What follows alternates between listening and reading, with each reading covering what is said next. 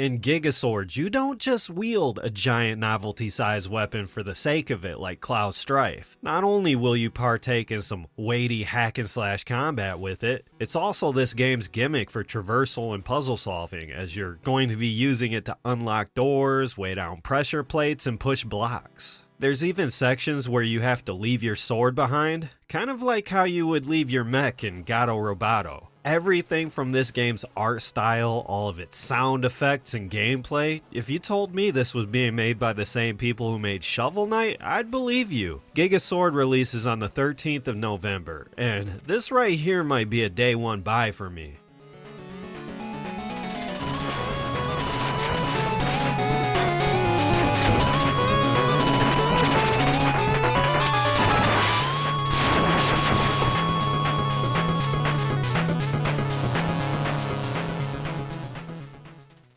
Death in Abyss is a deep-sea flight shooter with low-poly PS1 inspired graphics where you progress deep into an uncharted ocean fighting Leviathan-sized monstrosities. It blends the fast-paced action of classics like Star Fox with the unsettling atmosphere of a horror game. This game also has a demo that's playable on Steam, which I haven't got around to yet, but believe me, it's on my radar. It's planned to release on November 28th.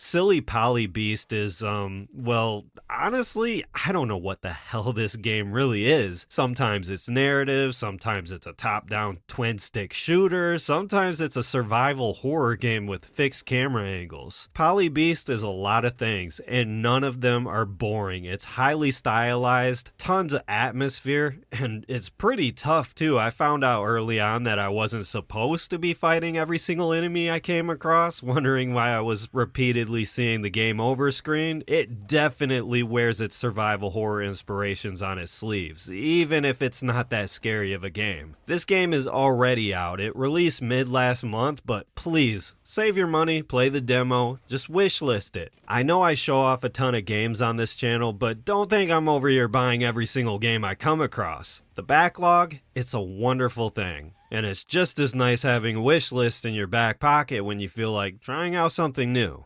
Randomice was another demo I had a lot of fun with. It has a really unique watercolor storybook kind of look to it, and it plays out like a randomized, compact Metroidvania, where every level you explore a different part of the house, slowly peeling away the layers as you solve all the puzzles. Even though I lean more towards those high-octane, action-packed experiences, I also love these types of games where you just unwind and chill out. There's no combat in this game, it's purely a puzzle platformer. Also, bonus points for having the Banjo-Kazooie voice dialogue. You know, the that one. This game releases on the 25th of November.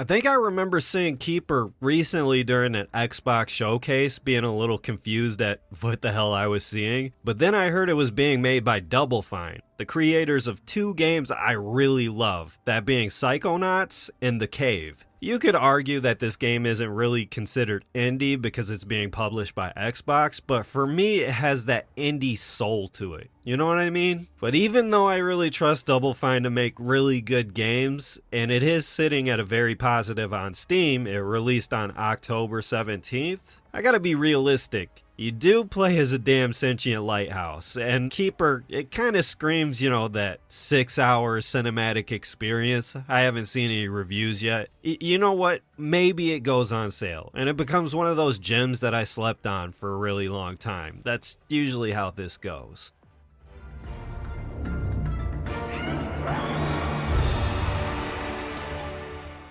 Second Son is a looter shooter with RPG mechanics where you explore an open world and battle your way through randomly generated dungeons, which is usually not my go-to when it comes to indie games. I'm just here because it looks like Skyrim with guns, like actual Elder Scrolls with guns, not like Far Cry 3 back in the day. But yeah, I do think this game looks pretty sick. I'm probably going to try out the demo later on today. This one is already out. It released on the 5th.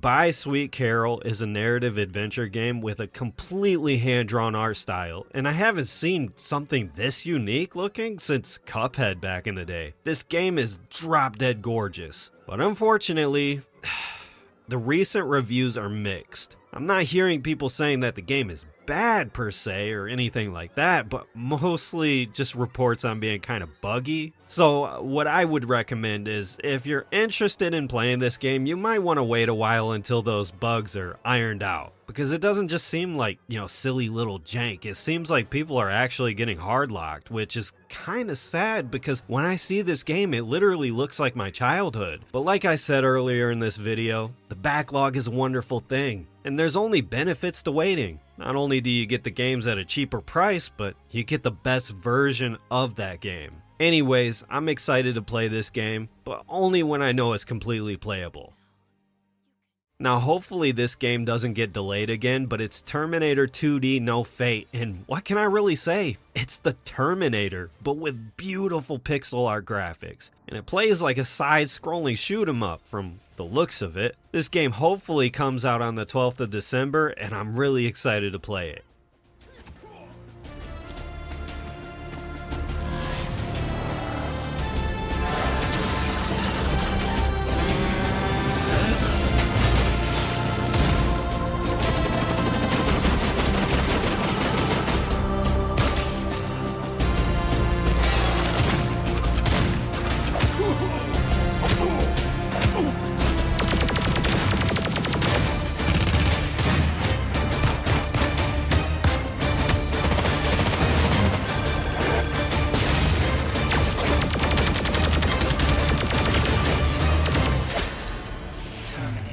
Next is Routine, and this is one of those games I can't believe is indie. Like, man, this looks too realistic. It kind of reminds me of Outlast mixed with a little bit of Alien Isolation. Just for shits and giggles, I wanted to see what other games this studio had under their belts. And it looks like they have a really good track record. Blueprints, I'm seeing Cassette Beast, Pizza Possum, that's a really good one. Atomic Crops, Dandara. I was actually surprised that this is a studio that made a few games I really enjoyed. Hopefully they knock it out of the park with this one too. Routine releases on December 4th.